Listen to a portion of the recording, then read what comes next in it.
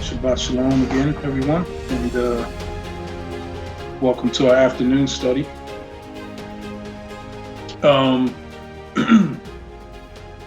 If you have been with us for the past several weeks, we've been going through some vital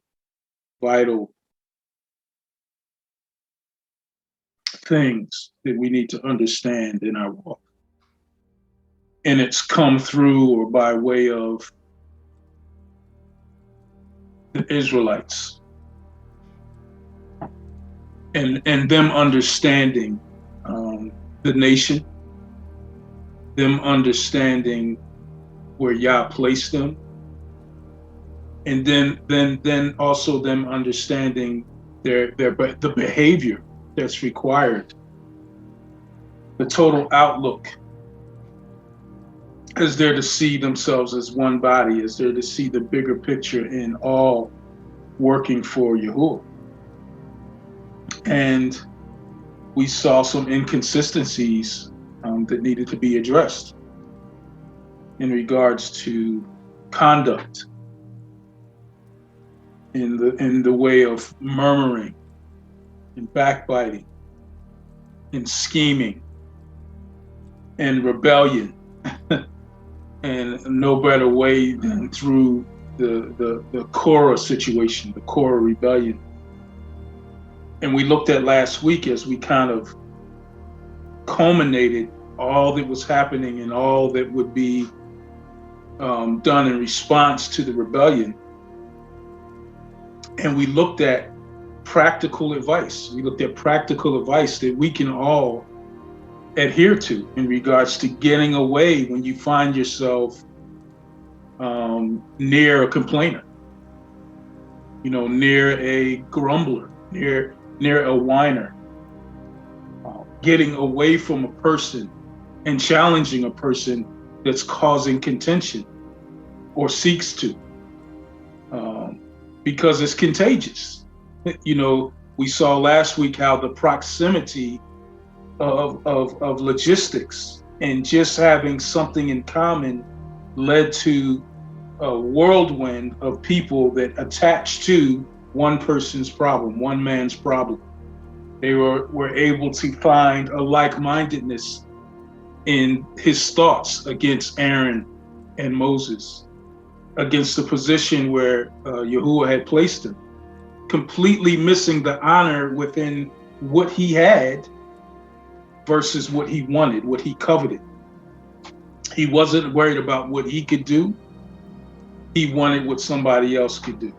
And we saw that if we get away from that person that's causing those problems, if we get away from a person that's complaining, that's grumbling, that's whining, we can get our thinking corrected. We can see the bigger picture. You can always see the context of what Yah has for you. Literally, we saw that you see the truth when you are separated from the lie. And that's important. It's important to remember those things as in regards to what Yah has for us, because there is an ambition that is pure. We saw earlier, those that hunger and thirst after righteousness, they're the ones that will inherit. That's an ambition that we strive for. But when ambition is out of order, it becomes a disaster. We looked at how Paul uses the body to represent each and every one of our positions, each and every one of our gifts, each and every one of our talents, and to seek to strive in those things, because we become dysfunctional if we don't operate in those things, but we want to operate in what somebody else is doing. And just how Numbers, we saw how it just stifled in progress. 11 days journey taking them 40 years. And just how this Korah's rebellion was a big part of it. Well, there's an aftermath that's effective in the children of Israel in regards to Aaron and his sons, because there's not only is there, some residue left, not only is there clarification needed, not only is there a redirection needed by Yah to his people, there also needs to be provided some comfort, because what's coming down the pike. 3 chapters later, we know that Aaron is at the end of his life, that he dies three chapters later. So there needed to be a clarity that eliminated all the uncertainty of what would be the requirement of the leaders, of the Levites, of the priests. This needs to be reiterated, and I think we're going to see, as we go into chapter 17, more clarification of who the leaders were to be. So we'll pick up in chapter 17. It's kind of a short chapter. There's a lot there that we want to talk about. So what we'll do is we'll read through the whole chapter and then just go back and discuss it. So we'll take a reader. And for anyone new, whoever reads gets the first opportunity to share what they see or what stands out to them. And then we discuss each verse as we go through to try to understand clearly what Yah is saying to us through these words, as we make them come alive through our lives as well. So, chapter 17, let's read the whole chapter. Is 12 verses. Who would like to read?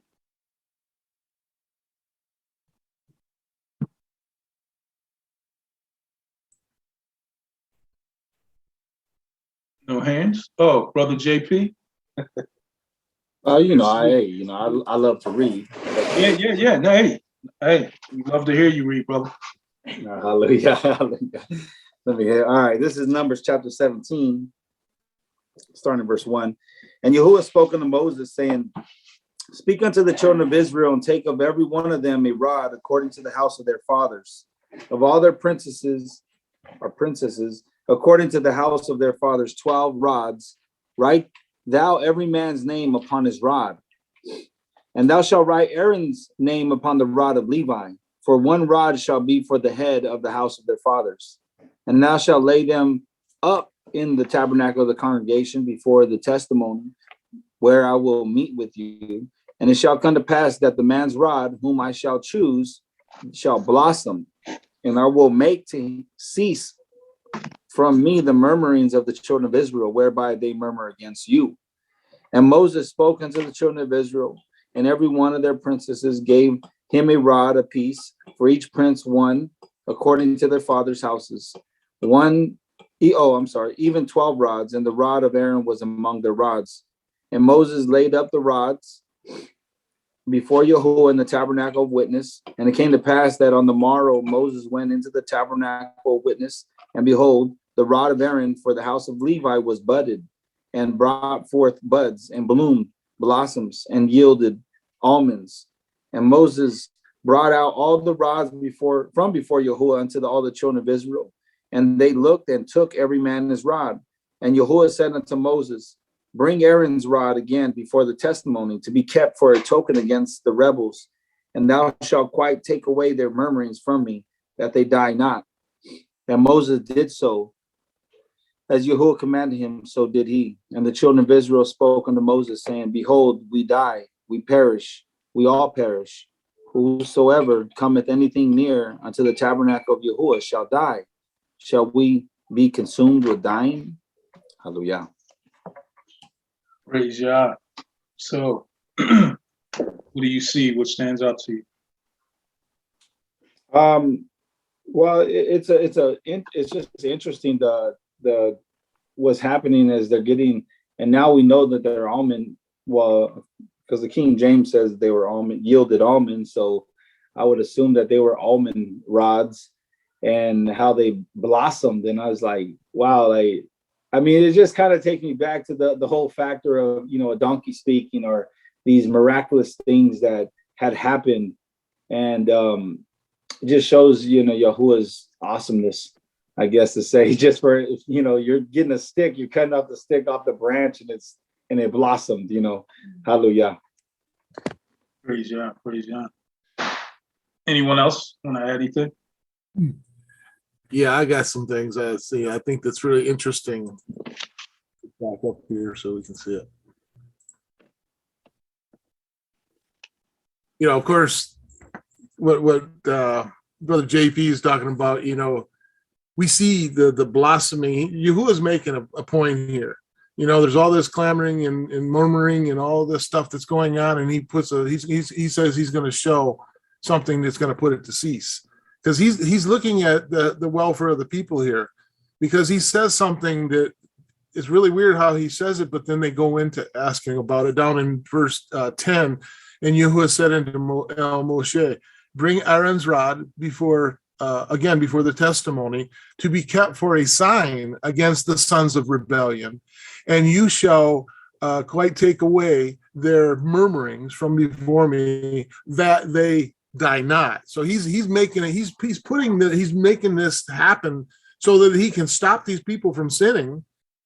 And then they go in the next verse, and then it's really ironic where it says the Moshe did so as Yahuwah commanded him.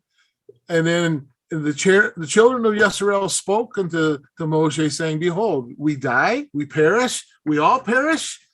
Whosoever comes anywhere near unto the tabernacle of Yahuwah shall die. Shall we be consumed? See, their minds automatically went there, but Yahuwah had put the provision in place for them so that they would not perish, that he would take that out of their mouths, that murmuring and complaining, so that they understood who Yahuwah chose. You know, so there wasn't all of these things that was what we've been looking at, how these things have risen up and how Yahuwah deals with them within the camp, you know, and how he reveals things. And I just find that's really interesting, how he does these supernatural things just to show us the right way, to show them the right way, so that he can spare the people from their you know, their death, their perishing, you know, the judging of these sins that they're committing, you know. And I think the revelation came to them about this, and that's why now all of a sudden they're concerned that, you know, they're going to be destroyed. And he's put that into practice, that there to protect them, and they weren't able to see that, and that question automatically arose. So I just found that part really interesting. Yeah. So absolutely, I agree.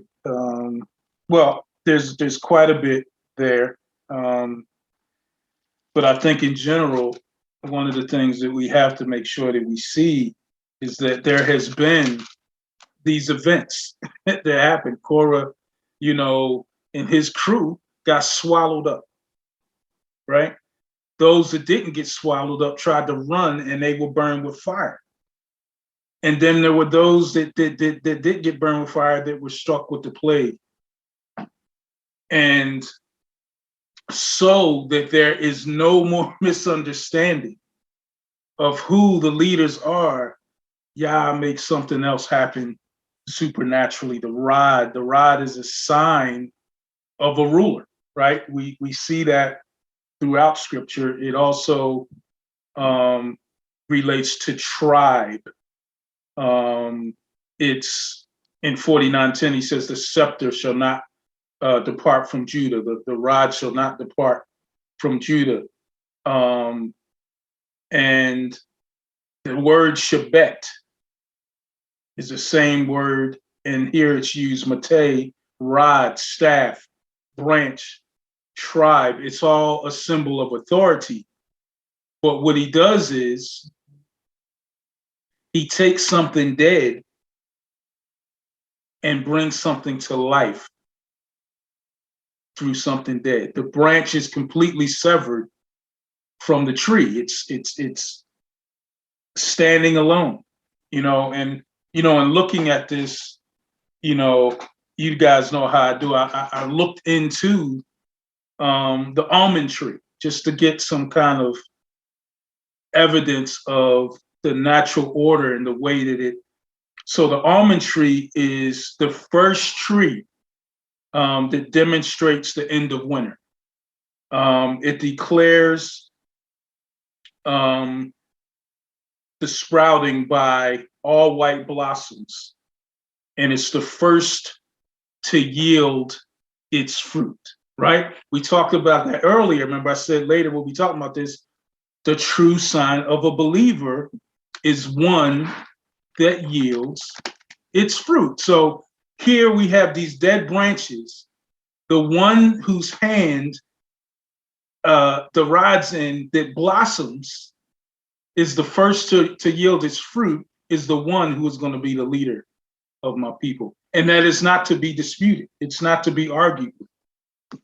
The word almond is shakad, and it means to watch. It means to awake. It's also a sign of a believer, and we'll talk about that in John. But what's interesting here in this chapter in 17 is it sprouts, it buds, it blossoms, and it brings forth fruit. Look what the Gospel of John says here. John chapter 15, verse 8, where Yahushua is talking about the true vine.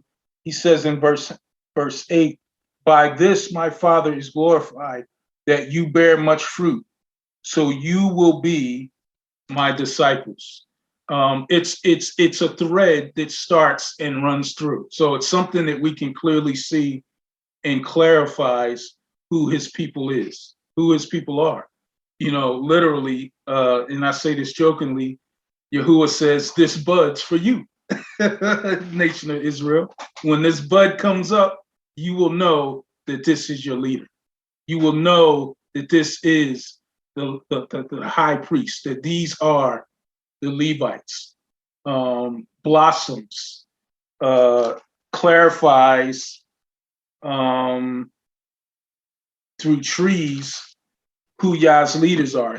He talks about it again all throughout Scripture, but I'll pull out another passage in Jeremiah chapter 1, looking at verses 11 and 12. It says, moreover, the word of Yahuwah came to me saying, Jeremiah, what do you see? And I said, I see a branch of an almond tree. Then Yahuwah said to me, you have seen well, and I am ready to perform my word. So we see a clarification of the sprouting and the branch and the almond tree, signifying Jeremiah's entrance into being a prophet for Yah. We see this signifying who Aaron and his sons were going to be. Aaron and his sons were going to be the only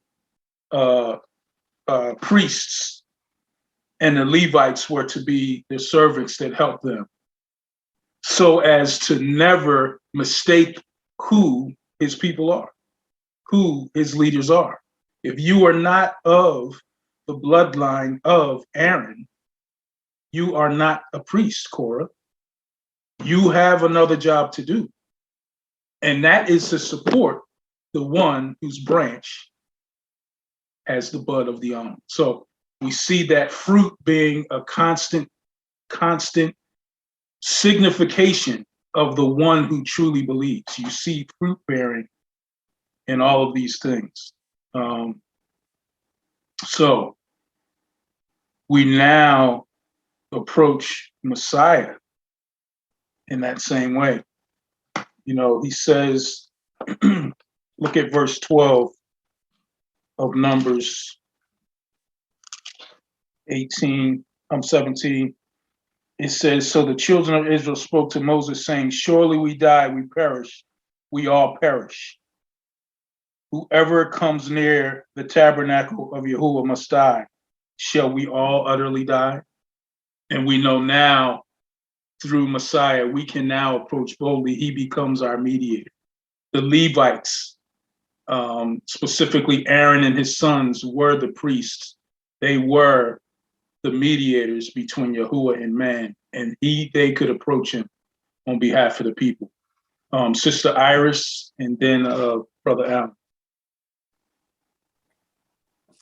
Praise, yeah. Yes, going along with what you're saying, Elder Rod, I was thinking it took me to Matthew Hmm. 7:15 to verse 20. As they were choosing and selecting the leaders, if we read what it says, that but be aware of false prophets who come to you in sheep's clothing, but inwardly they are savages, wolves. By their fruits you shall know them. So that brought me of the budding of the rod that produced the fruit. So they were selecting it, and they wanted to make sure that their fruits were correct. They were right, walking righteously. So that's what I wanted to share. That Matthew, I kind of saw a correlation on that, on Matthew 7, verse 15 to the 20th. Absolutely. It's signifying outward characteristic, you know.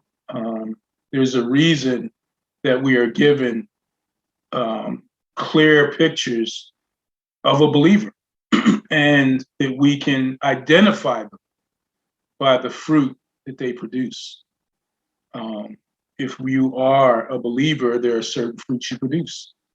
You know, if I'm an apple tree, I should be producing apples. If I'm producing pears, apricots, or strawberries, there's a problem.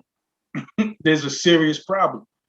So we can be signified in the same way. Aaron, the leader, was signified by the sprouting of the almonds on the rod. Brother Allen.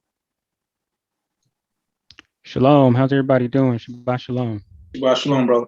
Yeah, I just jumped in, so I just wanted to make sure I'm on the same page as everybody here. So what I'm seeing in this chapter here is when Korah and Reuben tried to usurp the place of the high priest, because Reuben was the firstborn and Korah was a Luim, but he wanted to get back into the most set apart place that was for Aharun and his sons only. And then this event took place to where Yahuwah told them to bring the 12 rods, and whoever's rod buds, this is the person who is going to be allowed into the most set apart place, and do the offerings and the things that foreshadow my son Yahusha doing. Is that what we're saying here? Oh, absolutely. Absolutely. Okay. Yeah. I just wanted to make sure I was on the same page. Yeah. So we just read chapter 17. We did a recap of chapter 16, and 17, as you just said, is a continuation and more clarification as to there no longer being a rebellion that is possible. That there's clarity to who my Levites, who my priests are, and who they are not. So absolutely, you're right on point. Okay, so are we saying like all the Luim are priests though, right? All the Luim, the Levites are all priests. No, all the Levites were not priests, just Aaron's and his sons. Now Aaron and his sons were the high priests, but the Luim were the priests. They were set apart by Yahuwah as priests. This here is right, but the issue here is Korah wanted to be the high priest. That's what I meant to say. Korah wanted to be. He wanted Aaron's spot. So this clarified who the priest, the high priest, would be by the budding of the almonds. Okay, I just wanted that clarified, just to make sure that we understood that all the Luim were priests. It was just Aharun and his sons were the high priests. No, that's incorrect. All the Luim were not priests. So they had duties for the tabernacle, which we're going to go into the next chapter. The Levites had their special duty. Aaron and his sons were the priests. Aaron was the high priest in this specific passage, in this specific understanding. There was a clarification between what the Levites, remember the Levites Korah was a Kohathite. They were in charge of making sure that all of the holy things were moved at the right time when they can't move. But Aaron's sons, they performed the duties of the priests, and Aaron was the high priest. So each family of Levites had a specific duty, but Aaron and his sons were the priests. Aaron was the high priest. So just wanted to bring that clarification. Praise Yah. All right. Anything else in this chapter you want to look at?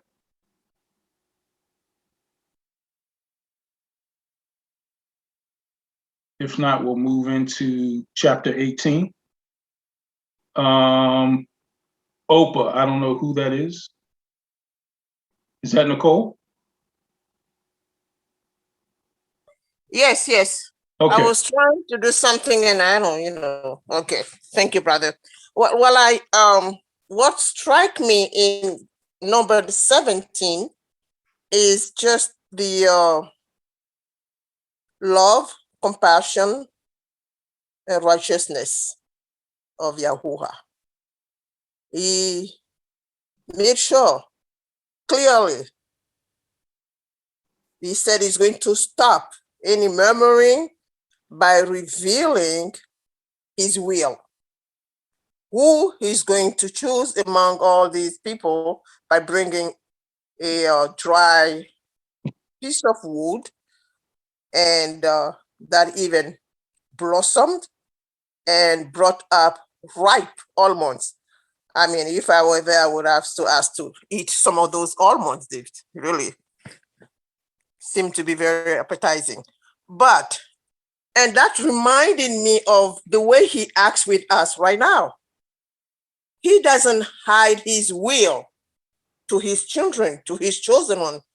And when we recall from Genesis chapter 18, when he was about to destroy Sodom and Gomorrah, the city, and when the angel came to Abraham, and he said, and Yahuwah said, should we hide to Abraham what we are going to do? And he revealed, because he had a plan with Abraham. There's a purpose with Abraham. Abraham is supposed to be the father of many nations. So he chose Abraham, and he said, should I hide to him what I'm going to do? Should I hide to Abraham my plan? And so when I'm reading chapter Numbers 17, and I can see a loving father who doesn't want to hide his will to his children.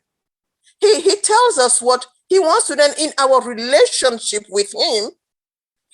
We don't walk in blindness. We don't have a blind faith.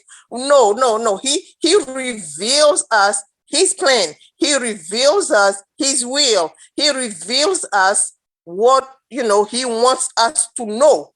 And it's very, very uplifting, very encouraging to have such a relationship with such a loving father who doesn't hide things from us.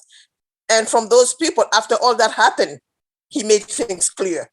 This is clearly my will. And I want you to work on it. I want you to do it. So now, if you miss the mark, don't tell me that I didn't warn you. Don't tell me that I didn't tell you the truth. I revealed the truth to you before everybody else. And Yahusha is the light of the world. We and in our relationship with us, he just tells us what he wants us to expect from him. And I just really love that and wanted to share that. Absolutely. Shalom. Yeah, shalom. Thank you, sister. Praise Yah. So as we move into chapter 18, Brother Allen, this is where we see the distinction that we spoke about between the Levites and the priests. They're given specific instructions. So this chapter 18, as well as chapter 19, we probably won't get to today, but chapter 18 specifically gives the duties of the priests and the Levites in relation to what happens in chapter 17, where we see the true priesthood by the one holding the rod and it budding. We see that coming through Aaron and his sons, and in relation to Korah's rebellion, what we saw in chapter 16, so that we now see clearly there can be no misunderstanding, like the sister just said, between what the Levites were to do and their duties and what the priestly duties were of Aaron and his sons. So let's pick up in chapter 18 and we'll read let's read the first 7 verses of chapter 18. Who would like to read the first 7 verses of chapter 18?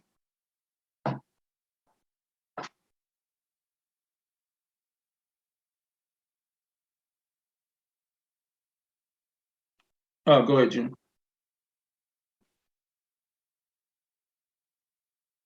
You're muted. Hallelujah.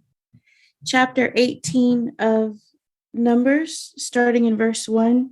And I'm reading out of the ISR. And Yahuwah said to Aaron, you and your sons and your father's house with you are to bear the crookedness against the set apart place. And you and your sons with you are to bear the crookedness against your priesthood. But bring with you your brothers of the tribe of Levi too, the tribe of your father, to join you and serve you while you and your sons are with you before the tent of the witness. And they shall guard your charge and the duty of all the tent, but they do not come near the furnishings of the set apart place and the solder place, lest they die, both they and you. And they shall be joined with you and guard the duty of the tent of appointment for all the service of the tent, but a stranger does not come near you. And you shall guard the duty of the set apart place and the duty of the slaughter place, so that there be no more wrath on the children of Israel. And see, I myself have taken your brothers, the Levites, from the midst of the children of Israel, a gift to you given by Yahuah to do the service of the tent of appointment. But you and your sons with you are to guard your priesthood for all matters at the slaughter place and behind the veil, and you shall serve. I have given you the priesthood as a gift for service, but the stranger who comes near is put to death. Praise Yah. So we see a distinction there between the Levites and the priests. So what do you see, Jim? Well, I was thinking of what Sis Nicole said, that Yahuwah is very explicit and exact about what he wants. Like, there wasn't any room for guesswork here. He's very clear in his communication. Like, we don't have to wonder or guess what the Father desires. But what also stood out to me here was verse 3. I was taken back just a little bit, because if I'm reading this correctly, and correct me if I'm wrong, it seemed like because verse 3 reads, and they shall guard your charge and the duty of the tent, but they do not come near the furnishings or this and the slaughter place, lest they die, both they and you. So it's like, if they mess up, it jacks me up too, or in this case, them. Like their sins will cause them and the priests are just standing there. But if they come too close to the furnishings, they just all are die. So Yeah. that stuck out to me. Yeah, great observation, because we see here that the Levites were still in an honored place, but they were to be the servants to the priests, which were Aaron and his sons only. So they were limited. You know, this is what bothered Korah. Korah wanted to be a priest. He wanted to be even the high priest, but he had specific duties as a Kohathite to what his function was. So Yah here putting chapter 16 behind them with what Korah did in his rebellion, and saying, this is what you do now. Okay, so there's no misunderstanding. So that you clearly see. And Aaron, he says, like June just brought out, you instruct them to do these things. And on top of that, you're responsible. So if they get out of hand and they come near, then it's gonna affect you too, because you have not clearly instructed them of these things. Stranger, outsider, the word zor, stranger, in this case means unauthorized Israelite. So anyone who was unauthorized to do the things of the priest, if you weren't Aaron and his sons, if you're just a Levite, you were not allowed in. You were not allowed into the Holy of Holies. You were not allowed close. You will be put to death. So Yahuwah making that clear as to all of the functions of the people in the camp. And it was very important that they understood what their duties were, and more importantly, what their duties were not. Because in regards to understanding the place in the body and where they functioned, it was necessary for them to be able to do it proficiently and to not worry about what someone else was doing. Not to worry about, what that other person has, the gifts, the blessings, because Yah has something specifically for you. And until you do what he asks you to do, you will not understand the true meaning of the gift that you have. And then maybe he will elevate you to that next point. Maybe he will elevate you to that next function. Our ambition is to match what we have been given, what has been promised, and nothing more. Because when we do that, we get ourselves into trouble. We get ourselves into covetousness. We start worrying about and wanting something that we don't have and not being proficient in what we do have. So everything that we have starts to lapse. It's like, getting a promotion on the job or getting a new position. When you have that time frame, specifically in the corporate setting, there is a time frame from when you are awarded the job to when the job begins. It's usually between an amount of 2 or 3 weeks.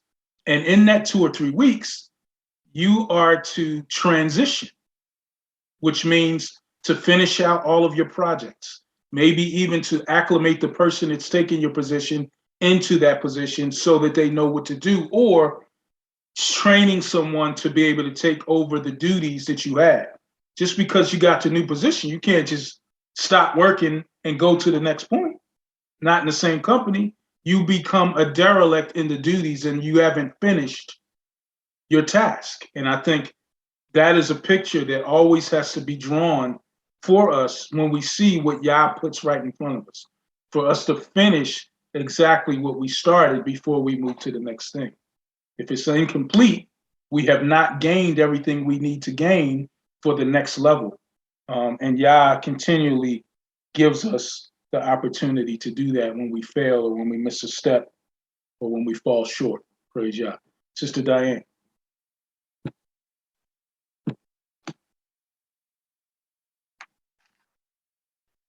Oh, we lost her. Yeah.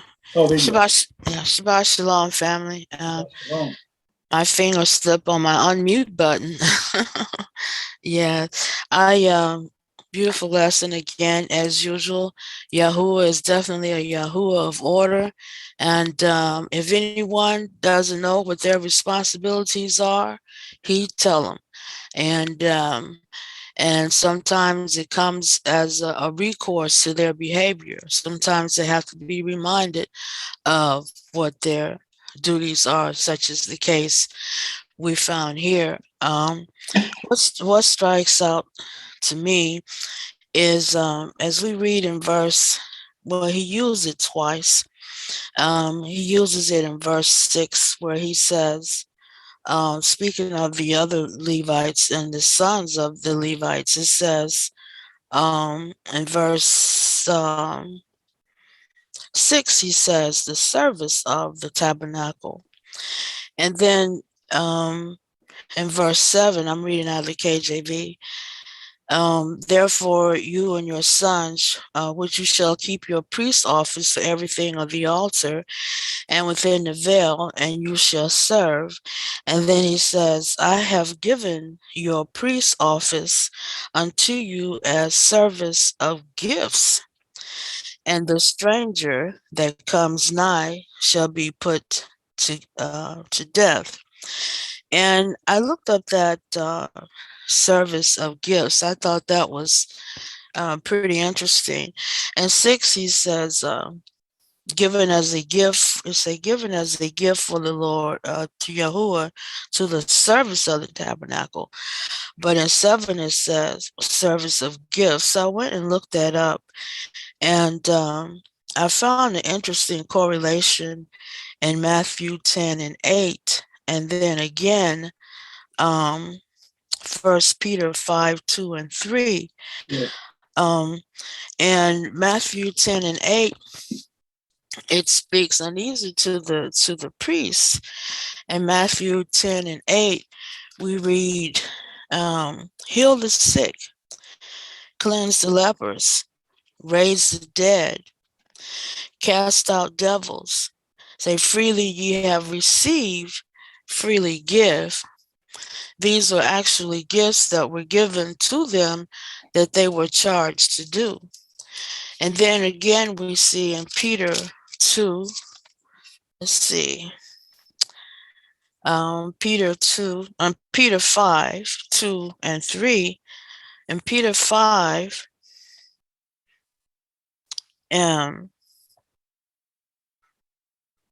chapter 2, feed the flock of Yahuwah, which is among you.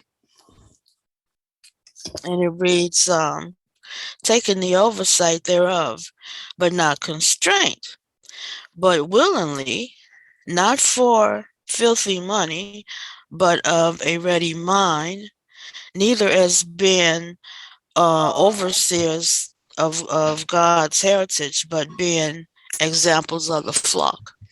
So I saw that as that's a serious charge they were given. And I was just wondering what everyone thinks about that, because we see that the Brit Hadashah,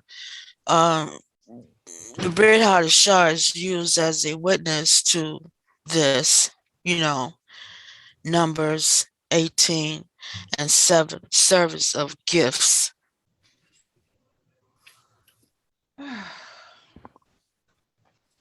Yes, sir. And I was just wondering what others thought about that in terms of healing the sick and let's see. In terms of healing the sick and cleansing the lepers and raising the dead and casting out demons, freely ye have given and freely ye have received. I was just wondering what others' thoughts were on that. And it's a service of gifts. It's the way it's worded. At least that's how it's worded in the KJV. Okay, I have a gift of service, which can change the whole meaning. Okay. You know what I mean? If you say a service of gifts or a gift of service, remember they were given the service of mediator. he says in verses 1 and 2, he says, and Yahuwah said to Aaron, you and your sons in your father's house with you shall bear the iniquity related to the sanctuary, and you and your sons shall bear the iniquity associated with your priesthood, meaning you would be making atonement for the people, and you also have to make atonement for yourselves. This is a service, and what we're going to see later is all of the things that are brought forth, all of the offerings that are brought forth, that was going to be a portion given to them as well for themselves. They would be taken care of by Yah. But it was a gift of service because remember, Yah originally wanted all of them to be priests, right? Just like he wants us to be. But what happened? The golden calf happened, right? And then he had to pick a family to do these things. And it was Aaron and his sons and those that stood with him. So it was a gift to them because Aaron helped make that calf. He could have been, it's Yah showing his mercy on him several times to Aaron specifically. But it's a gift. It's something he gives. We see in Hebrews, it talks about how the Levites were the chosen to be to do the things of the tabernacle, where Aaron and his sons were the priests, and you had to be of that line to be a priest. Where Yahushua was of a different priesthood, of the Melchizedek priesthood, where he was given because he was not of that bloodline, but he was the righteous one that would be the mediator between man and Elohim. So he became the lamb, the sacrifice, and the mediator that gives the sacrifice. So amazing pictures as we see that. Anyone else can add to that, what Sister Diane was asking as well. June, and then Rick, and then Diane again. I just drank some water and went down the wrong way. My translation says gift for service. I don't know, instead of gift of service. I think he's talking to, it says, but you and your sons with you are to guard your priesthood. I have given you the priesthood as a gift for service, but the stranger who comes near is put to death. It's interesting how the different translations phrase things. But I had two quick comments and a question. I was reflecting on how you were saying that, Yas is saying specifically what to do and what not to do, and how our actions can affect others, by, like I was talking about that verse 3, like if you don't do something or do something you weren't supposed to do, it can literally affect someone in a severe way. And I was also reflecting on how we're reading about what the priests are supposed to be doing, and they have a greater honor, but it's also a greater responsibility. And I was reminded of Matthew 18:6, which reads, and I believe this is Yahusha speaking to leaders of the day. It reads, but if you cause one of these little ones who trust in me to fall into sin, it would be better for you to have a large millstone tied around your neck and be drowned in the depths of the sea. And it reminds me of the earth opening up, swallowing Korah, because that literally is what happened in that instance. But my question is, and it's somewhat of a rhetorical question. I just want to hear how you answer it, because I kind of have an idea of how I would answer it, because I was thinking back on Miriam and how she's looking at her brother and she was murmuring against her brother. And, Yah himself came and set her straight. But my question is, what do we do if we see someone in a role that we believe like is unfit? How do we know in today's times that Yahuwah placed that person in the role? Well, specifically as far as a leader, or you mean?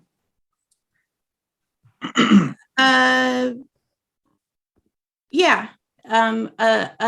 Like a leader in an assembly, or in this case, we're looking at, well, I mean, it was really clear here in Numbers. Right. So who was doing what? Absolutely, yeah. So you know the answer, but so what signified who Yah's leader was, who's Yah's high priest was in this instance, was the bearing of the fruit from the dead branch, the almond branch. That is likened to those that are of Yahuwah. If you don't see me loving my brothers and sisters, if you don't see me loving you and our son, if you don't see me, being compassionate, praying for people, teaching sound doctrine that matches scripture and not some other belief system. If people around me see the same things that people in the fellowship see, if those things don't match, then there's something wrong with my fruit bearing. Then, I just called a group of people together and made myself the leader.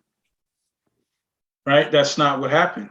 We were yea and amen into these positions and selected by the people to be leaders. And the fact that there is fruit, there is growth, there are lives being changed, and the ministry is moving specifically is the fruit that we bear that you can see. If those things are not visible, if those things are not clear, if those things do not line up with the characteristics that are set before us in scripture, that is a counterfeit.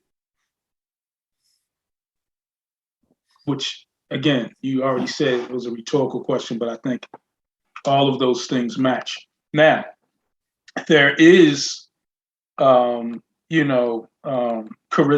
There is influence. Korah had charisma. Korah had influence. 14,000 people believed in him. But there was something off from the very beginning, from the onset.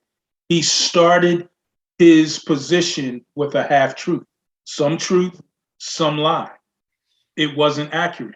The people were so blinded by their own issues, they couldn't see that clearly. When Moses tried to tell them, what have we done? I've done nothing wrong here. All of these things. So how do we tell the difference? Yahuwah lined up certain things that the leaders, his leaders would have, or that would happen with his leaders, and certain things that wouldn't. The earth is going to swallow these cats up. The rest of them will die natural causes.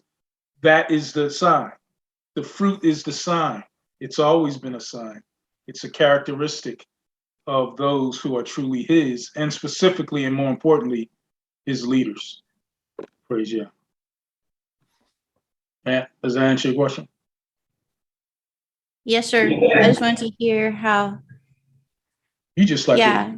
it. All right, praise Yah. Thank you. Brother Rick, and then Sister Diane, and then Sister Nicole. All right, well, I'm going to go back to the beginning of this because it fills in the answer to the questions that we see that Yahuwah has chosen Aaron, right, and his sons. And there's something specifically that he's chosen them for that Korah or nobody else could do. And it is to bear the iniquities of the sanctuary. think about the responsibility that is placed upon these people, that you and your son shall bear the iniquity of your priesthood. That's where he starts with.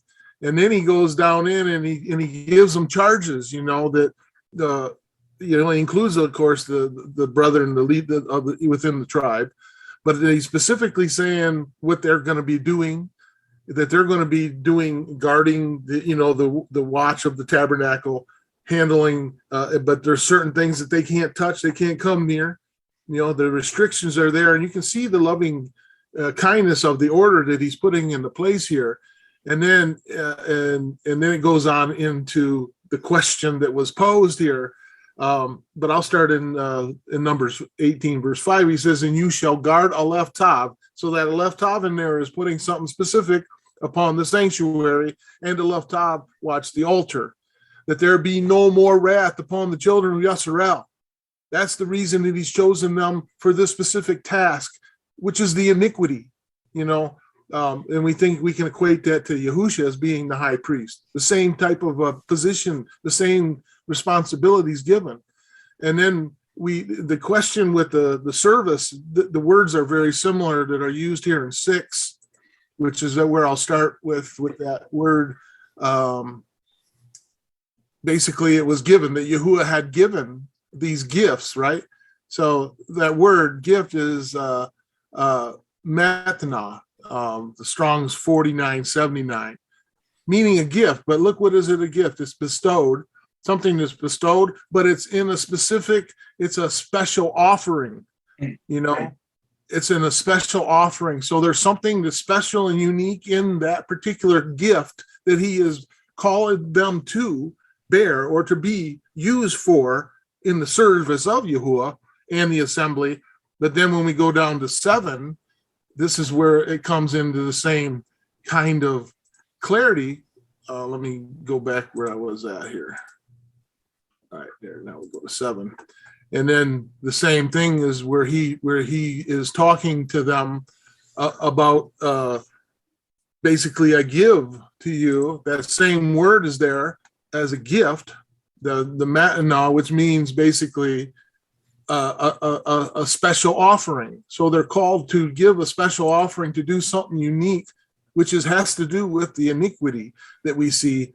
And then the word you're talking about for a service was abada, which is basically the labor or the service to do that calling that he has placed upon them.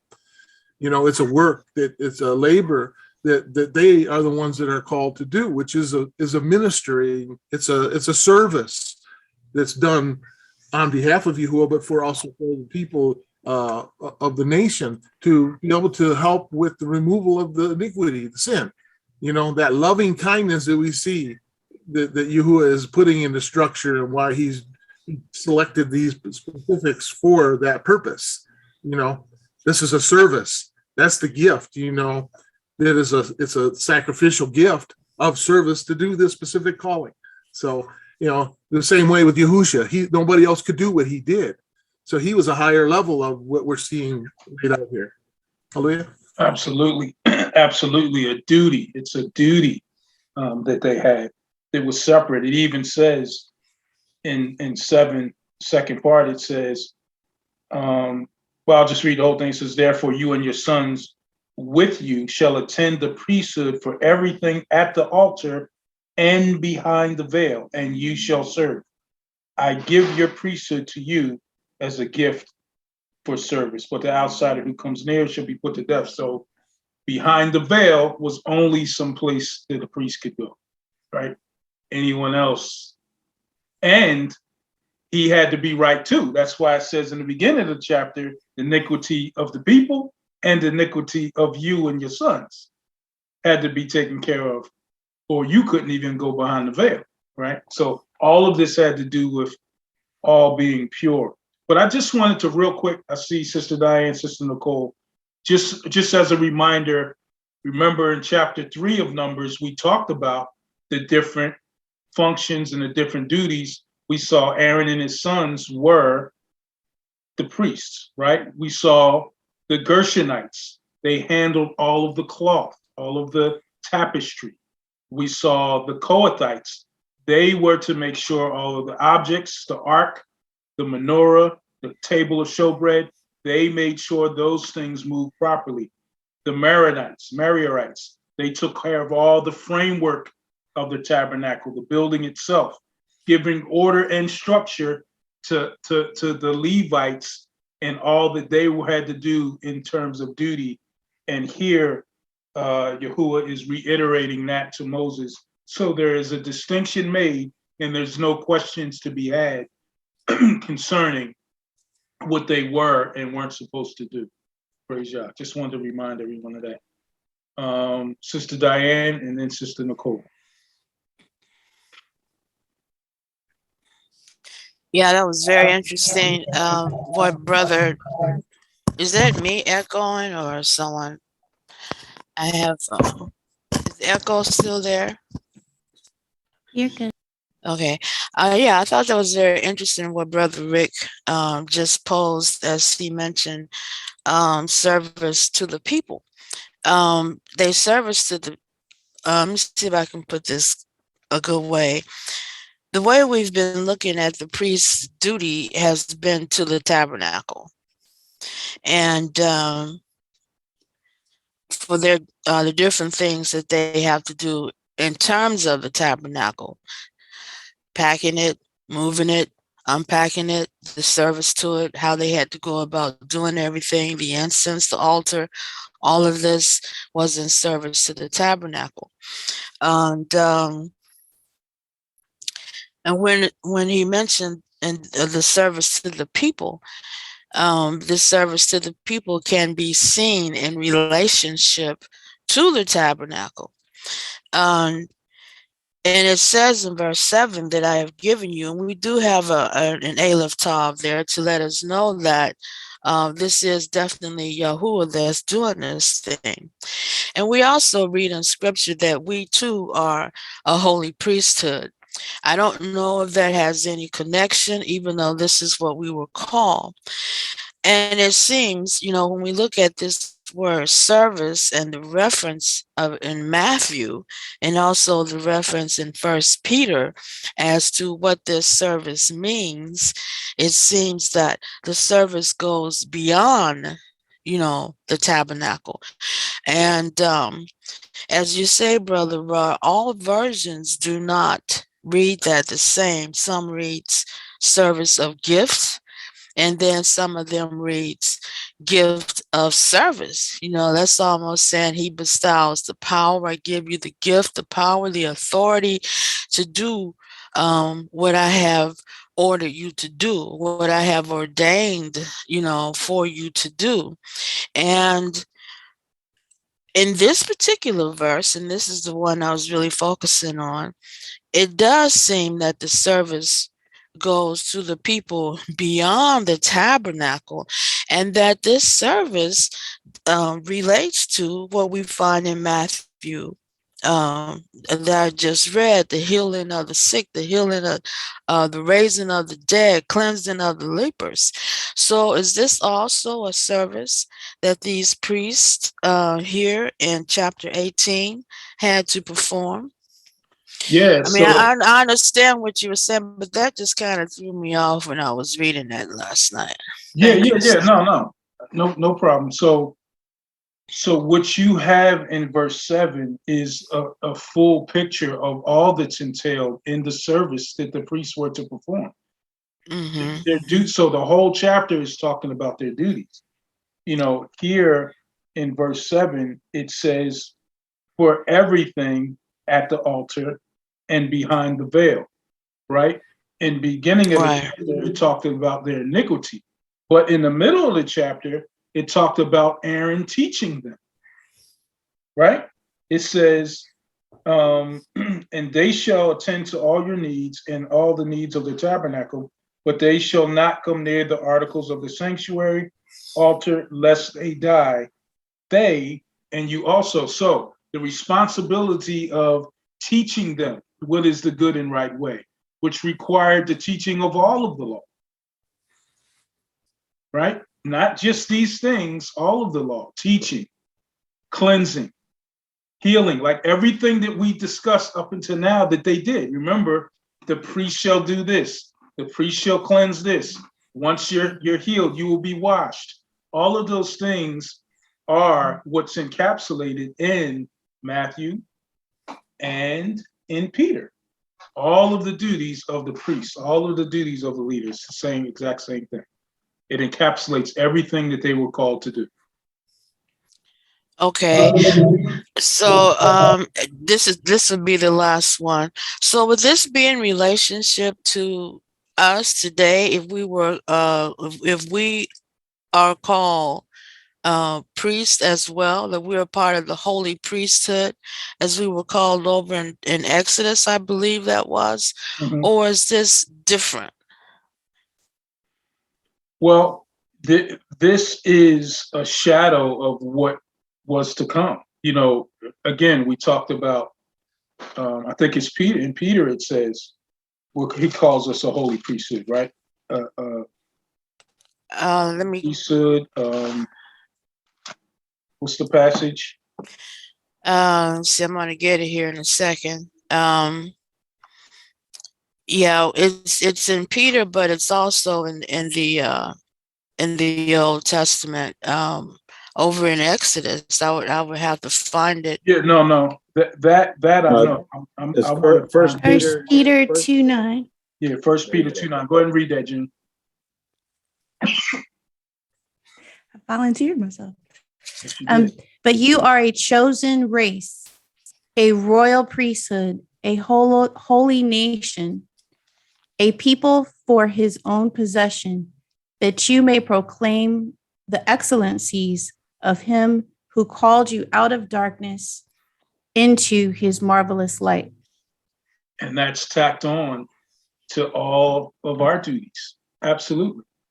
You know, Yeah, and it's when we adhere to Yah, when we adhere to his commands, when we show the fruit, he can use us in any way he chooses to use us, whether it's healing, whether it's proclaiming his word, whether it's encouraging, whether it's teaching, whatever it is. All of it falls under the umbrella of us being his priesthood. Absolutely. okay, beautiful. Yeah, that's Exodus 19:6, where it was first used. It's calling us. Okay, so if we look at where it was first used in Exodus 19:6, and we see that this 1 Peter 2:9 is a witness to Exodus 19:6, Right. and then we see again where Yahuah is giving them this gift of service or service of gift, which depend upon which version you're using, and that does seem to make a difference.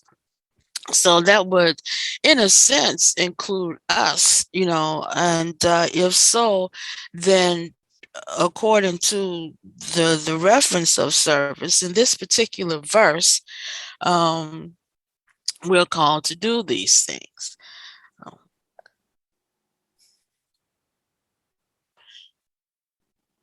Mine is singular. It's not plural. Well, I'm sorry, service of gift or gift of service as a royal priesthood, and you're saying yes, it is a connection. It is a connection. These services outside of the tabernacle, because of course we don't have the tabernacle these days. Well, so there's a difference. All right. So there is a distinction behind what we are called and what the high priest was to do. Remember, Yahushua is the high priest still. And so he becomes all the things that the Levites were doing, specifically the high priest duties, the mediator, the sacrificial lamb, and the sacrifice, and the one giving the sacrifice. He becomes the one that proclaims that we are truly his to his Father, right? But we have duties as the priesthood, just like the Levites were given priesthood. The specific duties of the high priest were to Aaron and his sons. likened to Yahushua. We are likened to the Levites who now carry out the priestly duties, right? So there's a difference and a distinction between the two. We're not doing sacrifices. We're not sacrificing ourselves, but we do the duties that he calls us to do. We go out and we teach his word. We go out and we heal. We go out and we pray. You know, these are the things that are likened to our duties versus the duties of Messiah. So make sure we make those distinctions. Okay, absolutely. Yeah, I liken them to the Levites. I like that because in Matthew, it was the duties of the 12 that went out, you know, the disciples, and we are his disciples. So I do that helps with the correlation there. Thank you. Oh, no problem. No problem. Great insight though. Good that we pulled it out there. Sister Nicole. Yeah, Shalom, that was a wonderful discussion, and really want to follow up just what Sister Diana was saying about Yahuwah is a Elohim of order. And so when we go into the beginning in Matthew, was it 18? Okay, anyway, I'll read the scripture where he says, he was talking to Peter when Peter revealed that he's the Mashiach, and he said that flesh and blood didn't reveal that to you, but my Father in the Shemaim. And then he said, and I said to you, on this rock I shall build my assembly, and the gates of the grave shall not overcome it. So we are the assembly of Yahusha that he's building every day. And so in that assembly, because all these things that were written in the Old Covenant, all of these were written for us to learn from it. And as just Brother Rod said, a shadow of the things to come. So in now we are just in the assembly of Yahuwah. That's our name. And so in that assembly, each of us has a role to play, very specific, and he calls that a stone. And when we go to the book of Peter, First Peter 2, he calls us precious living stones are being built, and that's First Peter chapter 2, verse 4, and verse 4 and verse 5. He said, as living stones are being built up, a spiritual house, a holy priesthood, to offer up spiritual sacrifices acceptable to Yahuwah through Yahusha Abishiach. So we are living stones. Absolutely. Building this assembly, and the assembly here is called here a spiritual house, and a stone which is shaped in such a very specific manner to fit in that spiritual house, to fit where it should go. And if you are shaping you have a certain shape, just like a puzzle, to fit in a certain place according to the gift, according to the position, according to your calling. And if you don't fit in, you're going to fall. Just like the stone cannot fit in the position that was reserved, the spot that was reserved is going to fall, just like he said. Any branch that doesn't bear fruit will fall, fall off the vine, the tree, who he represents.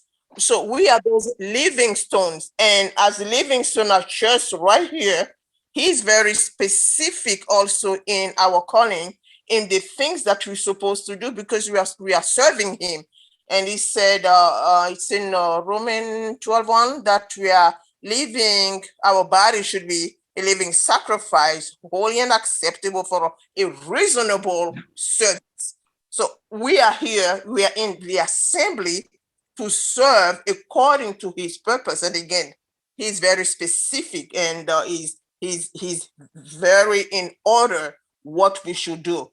And all of this teach us in our position and what we should do in our service, how it is very specific.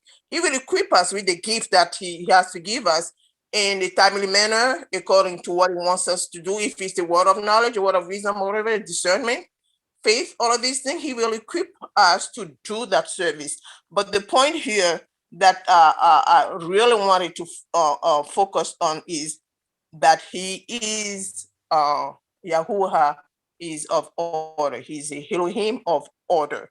And today we are the priests of Yahusha, serving in his kingdom as his assembly, appointed his ministers to do specific things. And so it's very important for us to know what we are really supposed to do. So we don't cross over.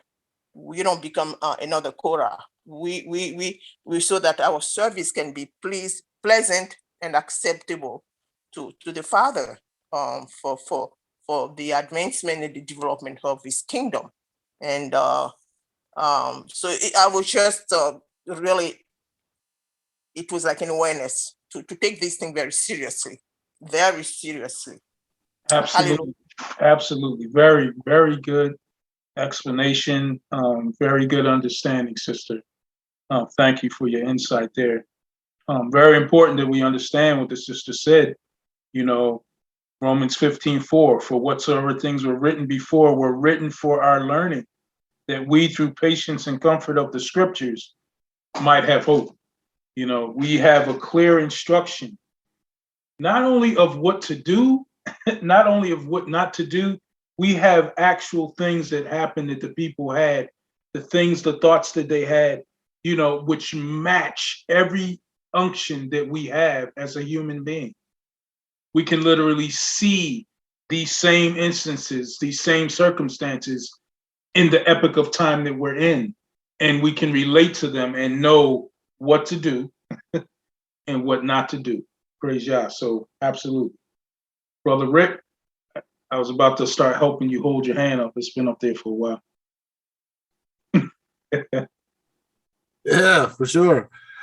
I was like going back into the question, I guess it's posed about the Levitical priesthood and how we are connected to this, or if there is a connection. And, there is in some regards just on how they were, because we are now the tabernacle of Yahuah. I think that we have the responsibilities of being that righteous, what we're reading about, some of the examples that is given.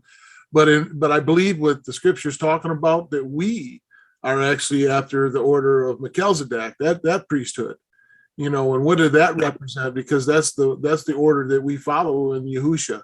We see this all spoken of, even in Genesis, we see it begin, there's talk about, Melchizedek, he was also a priest of the Most High, and he was given charge over some things here.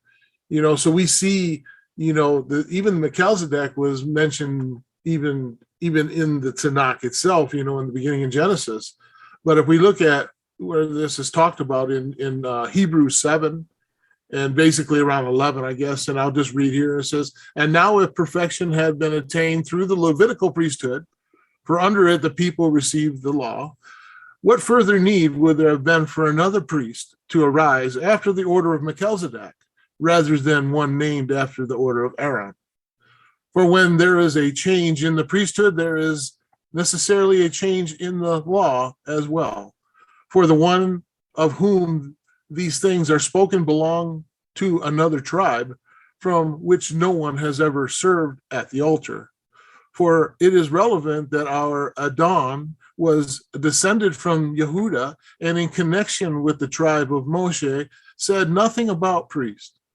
This becomes more and more evident when another priest arises in the likeness of Melchizedek, who has become a priest, not on the basis of a legal requirement concerning the bodily descent, but by the power of an indestructible life, for it is the witness of him. For you are a priest forever after the order of Melchizedek.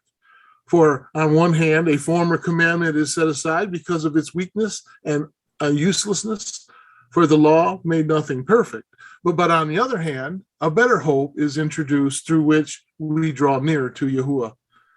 And then it continues on about an oath and all of that. But there's a different order of a priesthood, that we're called to, and we need to look at what does that represent as that priest, because it is similar to the Levitical in some ways, but it is also has its own responsibilities, because if we're not part of that lineage, we're not falling into those specific requirements that we're reading that this family was called to, So that's kind of my take of what I wanted to add about that, because there was that discussion about those priesthoods and stuff. Yeah, I don't. Diane can correct me. I don't know that she meant that we follow what the priests were actually doing. I think her question, and again, she can correct me when she talks, was, how does this correlate? What you just read out of Hebrews was to clarify Messiah, because he's the high priest, not in the order of Aaron. He wasn't through the bloodline, but his life presented the same way Melchizedek's life made him priest by Yahuwah saying so. Yahushua was too, by his life. He became our mediator because of his sacrifice. And being the righteous one, there could only be the sacrifice, like we talked about earlier. That's what Hebrews is explaining, the difference between Yahushua's priesthood after the order of Melchizedek versus a priesthood after the order of Aaron and his sons. But in function, Yahushua being the high priest, we still do the services that he requires us to do for his people, is more of our correlation. Sister Diane?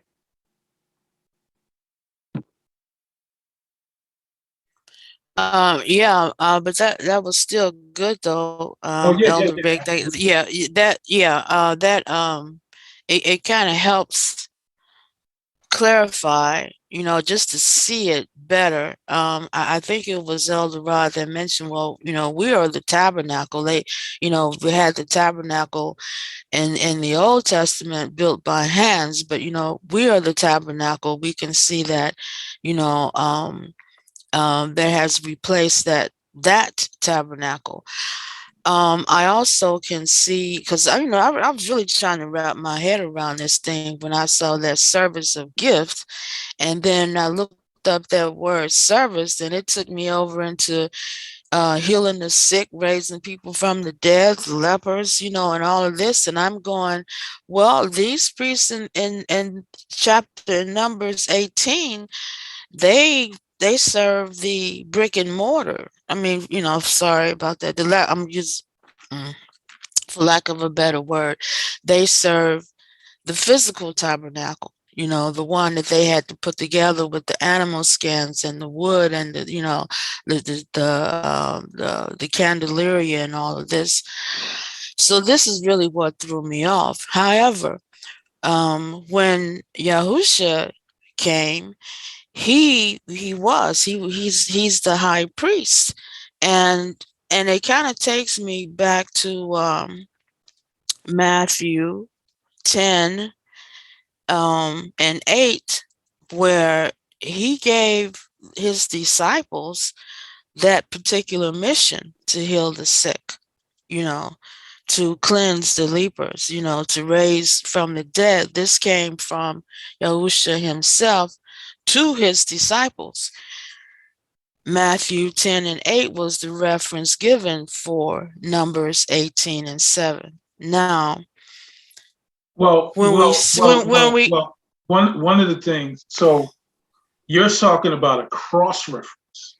So you're saying that, because service is healings there, that it means healings here. Is that what you're trying to say? Well, Because that's part. Well, yeah, that's part of it, and not only Matthew, but it also gave the First Peter. What is that? First Peter 2, and first I have to go back there and look at that real quick. right. But like so. But now in Luke, when Yahusha made his first ministry, when he spoke of the Spirit of Yahuah is upon me because he has anointed me to preach the gospel to the poor. He has sent me to heal the brokenhearted, to preach the gospel, to preach deliverance to the captives and discovering the sight to the blind. This is what he came for. He was a healer. He came as a healer. He did a lot of healing, particularly in the book of Luke. So I see the application, I guess you could say, taking place through your Yeshua. Well, But yeah, I was talking about the reference and yeah. So just um, I, I just want. So, are you having a difficult time understanding the cross reference in relation to this, or you're not seeing Numbers 18, all of the things you're seeing with the cross references? That's what I'm trying to clarify. Or do you see a difference? right. My original statement was, is this something that's outside of these priests? Okay, the priests in Numbers 18, they were there to service the tabernacle. And I think you mentioned that, well, yeah, then they had the physical tabernacle.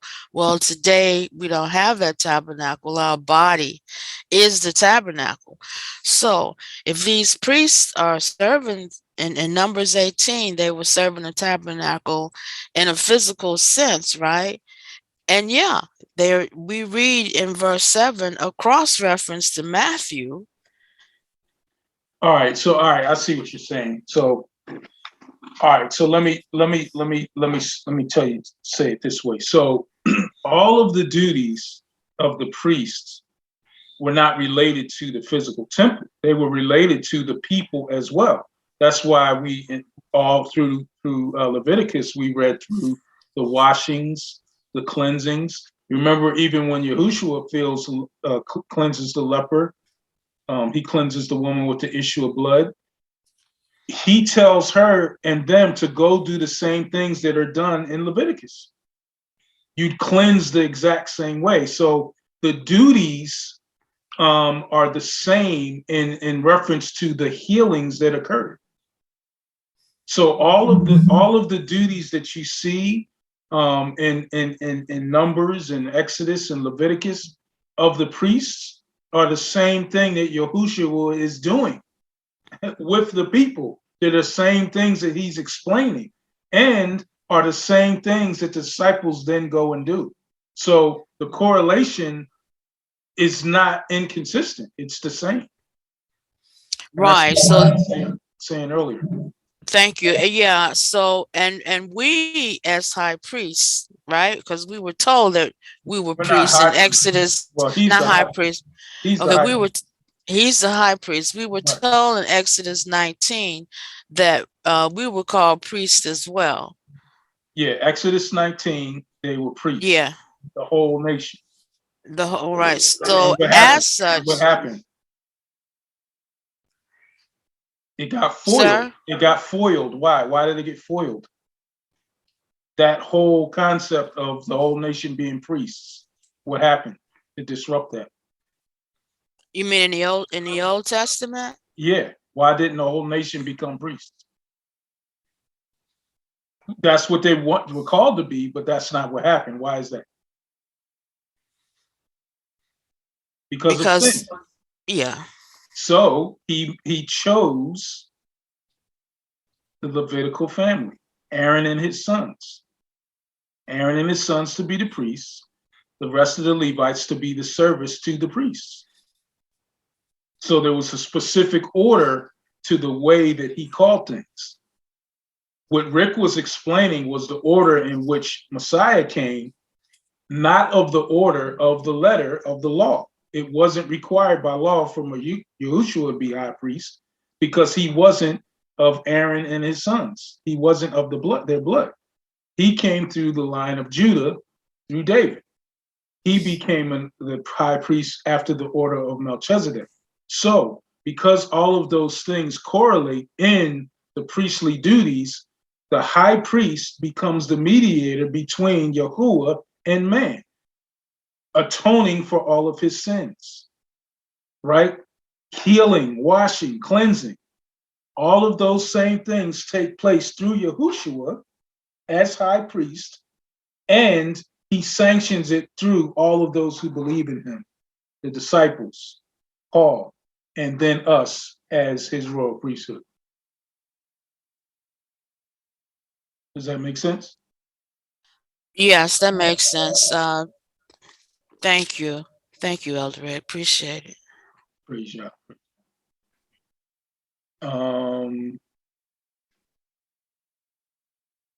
Sister Ina.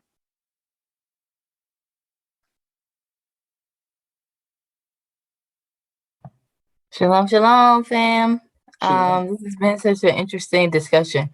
I just wanted to throw something else out there. I shouldn't say throw, interject. That's what you said.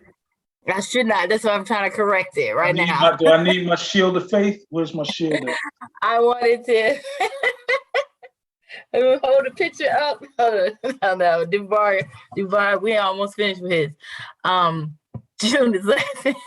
I wanted to share another perspective, just something that hit me when Brother Rod was speaking, Elder Rod, about the order of Melchizedek.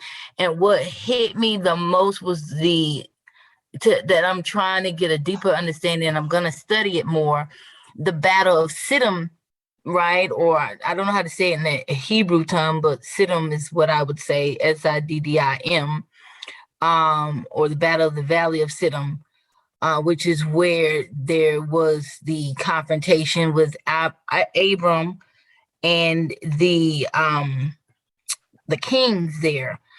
If we look at that deeply, in Melchizedek's appearance, or even his allegiance with obviously the side of kings that were in favor of the area, the territory not being overridden by sin and plundering and rivalry or just unrighteousness per se, because this is what that battle ultimately was about. I mean, yes, Abram got involved because of what happened with his nephew Lot, but if you look at the entire situation, it was just unrighteousness going on, and it was becoming a problem in I would say like their world or in that area. There was just so much going on that some of the kings began to come together to revolt, and then some came together to push that revolt down and say, no, we want these things to perhaps continue. And so it pointed me to the fact that our Messiah and our commission as well is to war, and I think sometimes we forget that at this particular point it's peaceable, but he did come and he did bring a sword, and we are warring against principalities and rulers of darkness and, the will of the flesh. And there is a component to that as well that has to continually be remembered. That is very vital and that is important, because that warfare within us through our submission to Yah is what helps us not become unrighteous, right? That's what helps us walk on the road. I heard Brother Rick earlier today, like some people won't even try because they don't want to engage in the battle, because the Paul says I die daily. This is a daily suffering. This is a daily submission. This is a daily warfare. even if you want to put it that way. And so I just wanted to bring that out because I had never really looked at it like that. You know, I just always looked at Melchizedek as, oh, he came and you know, Abraham, he after the battle, but I didn't see the battle. You know, I wasn't looking at it like this was in respect to Abraham going out and doing what he needed to do, you know, and obtaining righteousness through war. And it says even in scripture, Yah is a man of war, you know, because he's going to establish righteousness. Sometimes to establish it, you have to do that. So, thought it was interesting. Yeah, no, scripture is clear on that. Melchizedek, you know, meaning my king is righteousness. It was all about righteousness. It was all about fighting for righteousness. Check out Psalms 110, verse 1. It says, Yahuwah said to my master, sit at my right hand till I make your enemies your footstool. And Yahuwah shall send the rod of your strength out of Zion. Rule in the midst of your enemies. Your people shall be volunteers in the day of your power. In the beauties of holiness from the womb of the morning, you have the dew of your youth. Yahuwah has sworn and will not relent. You are a priest forever, according to the order of Melchizedek. So we see that the righteousness is what it's all about, the fight for righteousness. The high priest was to perform acts that would bring the people that were unrighteous to righteousness through their sacrifice. So we always have to see that full picture of what the Levitical priests were doing and relate that to what Yahushua did in his blood, washing away our sin and making us righteous, just as atonement did for the Israelites in the chapters that we're reading. So praise Yah. We'll stop there. We'll pick up in verse 8 next week of chapter 18. This was a very interesting study. And we were able to clear some things and clarify some things, some burning questions that some of our people had, and hopefully everything was understood. But we'll continue to look at scripture to be our guide, to commentate. It's very important that we use scripture to commentate scripture and not the words of other people. Scripture is always going to be our guide, is always going to be our truth. Your word is truth, scripture says. So praise Yah.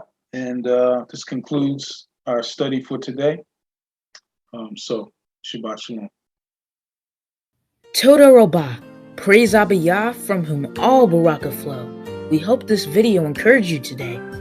Don't forget to study to show yourself approved and be like the Bereans who tested everything, according to 2 Timothy 3:15 and Acts 17:11. We assemble every Shabbat and during the week with like-minded believers all over the world, virtually, and sometimes we gather in person for feast days. We have something for the whole family, including children. Discover more on our website at assemblyofyahuah.com, where you can apply to join, give the biblical assembly needs, and find many biblical resources to help you grow in your walk with Yah. To know when we publish new videos, subscribe to our YouTube channel. Jeremiah 33:3 tells us, call to Yahuwah and he will answer you and tell you great and unsearchable things you do not know. Much shalom.